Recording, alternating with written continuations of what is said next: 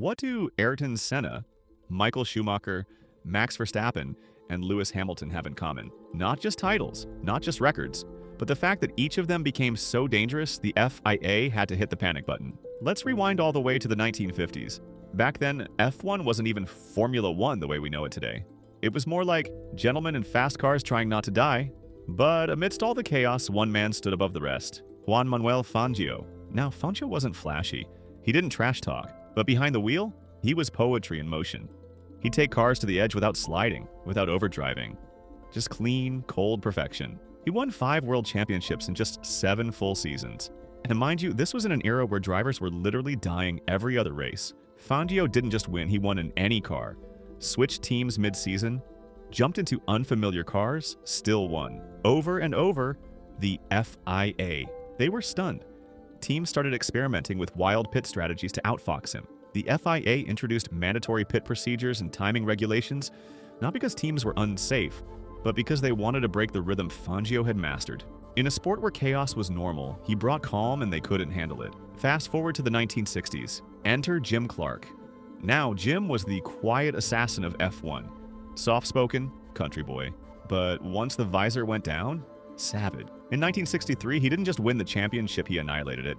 He won 7 of 10 races. He led most laps, took pole, fastest lap, you name it. His Lotus 25? A game changer. First car with a full monocoque chassis, super lightweight, built like a rocket. So, of course, teams started scrambling to copy it. But Clark was already 2 years ahead. The FIA. They took one look at the car and went, "We're gonna need minimum weight rules from now on." Clark was so fast, they made everyone heavier, just to give the others a chance. And when he started dominating even with that, they restricted early aerodynamic tweaks, side skirts, wings, anything to do with airflow. Why? Because Lotus and, by extension, Clark were engineering victories, not just earning them. And F1 hates when one driver solves the sport before everyone else. Let's shift gears a bit. You know how safety is a huge deal in F1 now? Medical cars, barriers, runoff zones, halo devices.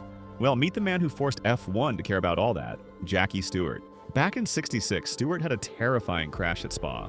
No medical help, no marshals. He was trapped in his car for 25 minutes while fuel leaked around him.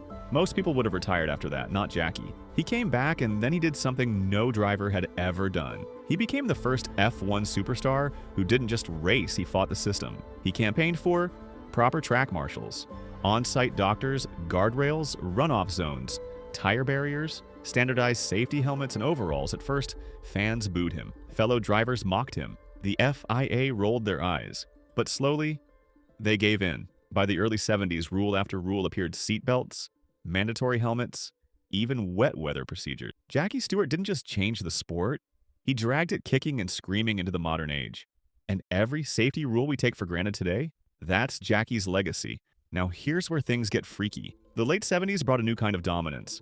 Not just from a driver, but from a machine. The Lotus 79, aka the ground effect monster. This car didn't just go fast, it stuck to the track like it was magnetized. The secret? Sliding skirts and underfloor aerodynamics.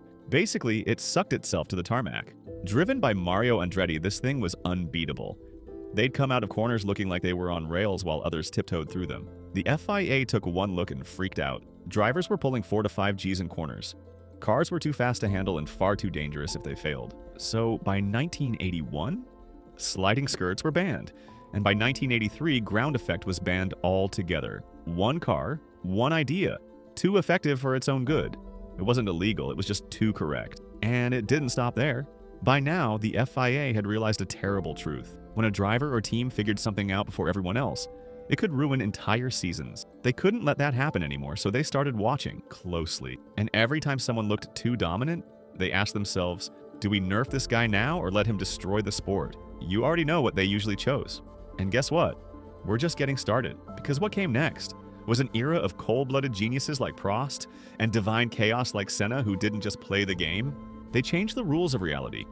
If the 60s and 70s were the blueprint, the 80s and 90s were when F1 became a full-blown battleground. By now, everyone knew, if you're fast enough to dominate, the FIA will try to stop you. But what if you were fast and cunning enough to flip the whole rulebook into a weapon? That's where this era gets dangerous. Let's talk about a driver who never saw the limit as a boundary, Ayrton Senna. Senna didn't see tracks.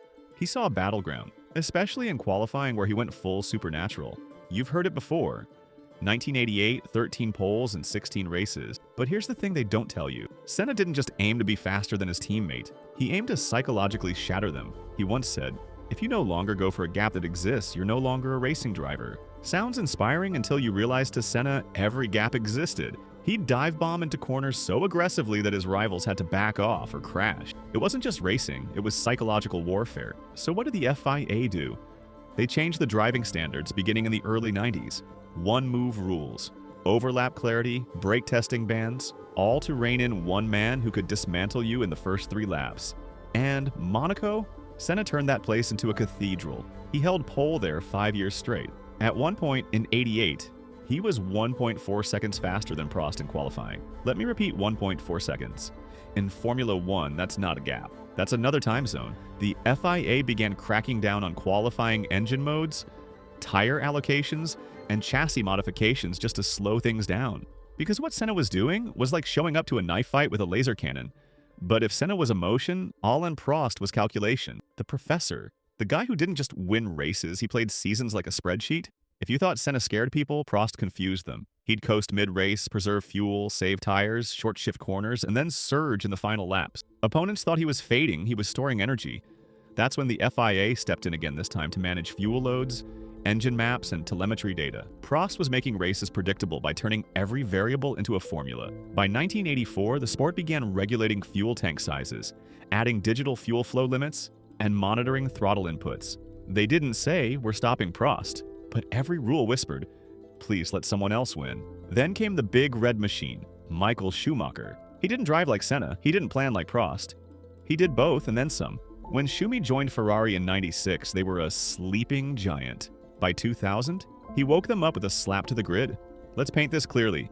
From 2000 to 2004, Schumacher won 48 races, 5 straight titles, and had seasons where he clinched the championship by July. The guy wasn't racing anymore, he was speedrunning the sport. So what did the FIA do?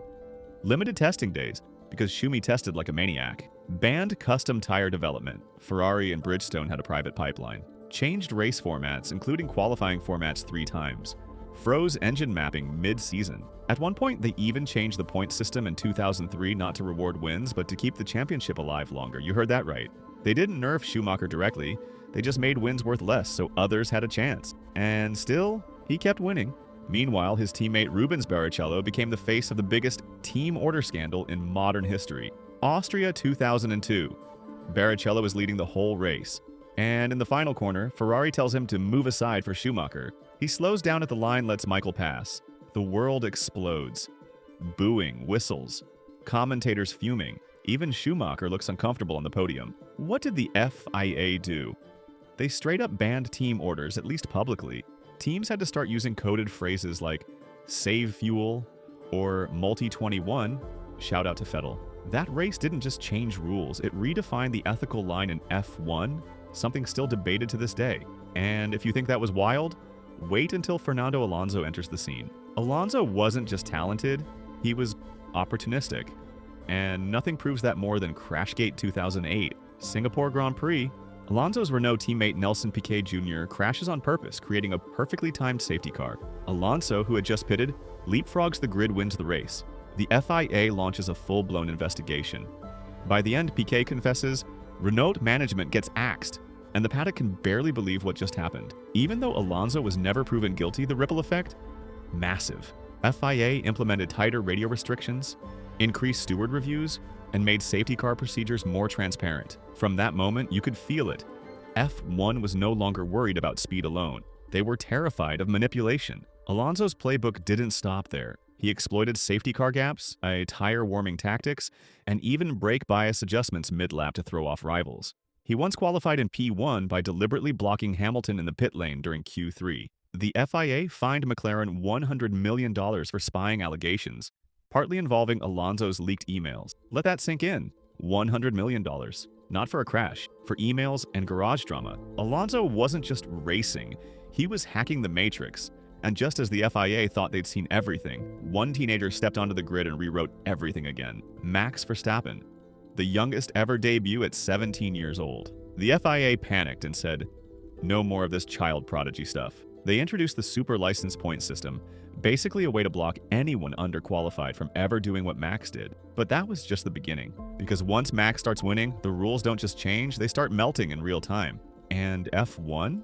It becomes less of a sport and more of a survival puzzle. Max Verstappen, the kid who turned the paddock upside down before his first shave. Let's go back to 2015.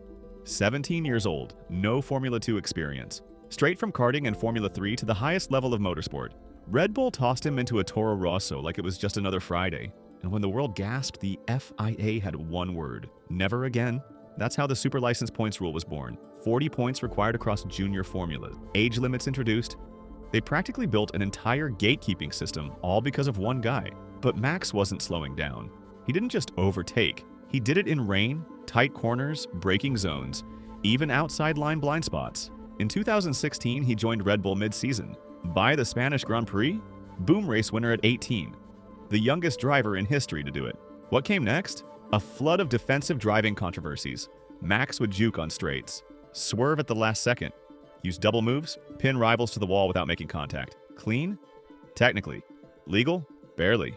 So the FIA reacted fast. They brought in the Verstappen rule. You get one move in defense. That's it. No weaving, no reactionary swerves. One move or it's a penalty. Imagine being so aggressive the sport invents a whole section of the rulebook with your name in everyone's mind. Max wasn't breaking the sport. He was showing how fragile it had become. And then came 2021, the season no one will ever forget. Max versus Hamilton. Two gladiators with completely different toolkits. Max was brutal. Hamilton was clinical. They went wheel to wheel, Silverstone, Monza, Jeddah. Every race had drama. Every lap felt like a title decider. But none of that compares to what happened in Abu Dhabi. Final race, final laps. Nicholas Latifi crashes, safety car deployed. Hamilton leads on old tires.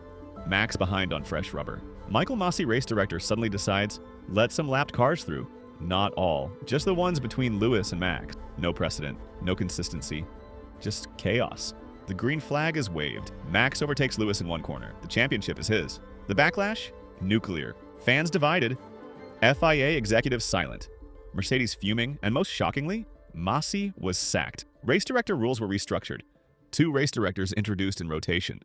Team-to-race control communications banned mid-race. This wasn't a rule change. This was a regime shift. Max didn't demand it. He didn't even ask for it. But the aftershock of his victory redrew the DNA of how Formula One operates under pressure. That wasn't all. Enter 2022. New era, new regulations. Ground effect cars reintroduced, simplified aerodynamic. Supposedly, a level playing field. But guess who cracked the formula? Red Bull, again. And Max? He went on a record-breaking streak. By the end of 2023, he won 19 out of 22 races, led over 75% of total race laps, had 10 consecutive wins in a row beating Vettel's record, broke points gap records, even lapped Sergio Perez, his own teammate. The man didn't drive the season, he deleted everyone else's. So the FIA started poking. They issued mid-season technical directives targeting Red Bulls, flexi wings, suspension compliance ride, height manipulation, underfloor plank flexibility. None of it stuck, but every bulletin screamed the same thing: somebody please slow them down. And when that didn't work, FIA focused on restricting wind tunnel time for successful teams. Red Bull was hit hardest, 63% allowed testing time compared to others. The punishment? For winning too much. And amidst all this, another name quietly returned to the chaos: Fernando Alonso, now with Aston Martin, now even more cunning than ever. In 2023, Alonso was caught doing the most Alonso things imaginable. He'd stop slightly off-center in pit boxes to gain launch angles. He'd brake earlier in DRS zones just to trick the guy behind. He'd adjust brake balance mid-straight to force unpredictable exits. At the Saudi Arabian GP, he served a penalty improperly, still gained a podium. And only after 30 minutes was it taken away and then re-awarded after protests. So guess what happened? FIA clarified pit box positioning rules, introduced laser box alignment detection, codified restart procedures with his actions in mind. Fernando was like a hacker running through a firewall, not to steal, but to test where the vulnerabilities were and leave a trail of exploits behind. But let's not forget the man who kicked off the hybrid domination in the first place: Lewis Hamilton. You already know he won 7 world titles, but let's focus on what happened. Because of him, from 2014 to 2020, Mercedes and Lewis were untouchable. The FIA, they got nervous. First, they banned party mode, the engine qualifying setting that gave extra power. Then they issued directives limiting brake duct innovations, which Mercedes had perfected. They even outlawed DAS, dual-axis steering, a revolutionary tech that let Lewis adjust camber mid-straight to warm tires and reduce drag. You build something genius? Gone next year. Then came tire pressure mandates, fuel flow limits, radio communication restrictions, all designed around Hamilton's era of data-driven, ultra-precise, performance-maximized execution. The sport said, "You're not cheating. You're just too damn optimized." Let's be real, if you're in F1 and rules are made because of you, it means you didn't just race. You redefined the limits of possibility. This isn't just a list of drivers. It's a hall of rule breakers, not because they broke the rules, but because they made the rules irrelevant. From Senna's surgical aggression, to Schumacher's strategic demolition, to Max's modern dominance, and Lewis's era of technical supremacy, every single one of them didn't just compete. They exposed F1's biggest truth. When someone gets too good, the game changes, not them. That's why these guys aren't just champions. They're architects of the sport itself. And that's a record no one can ever take away.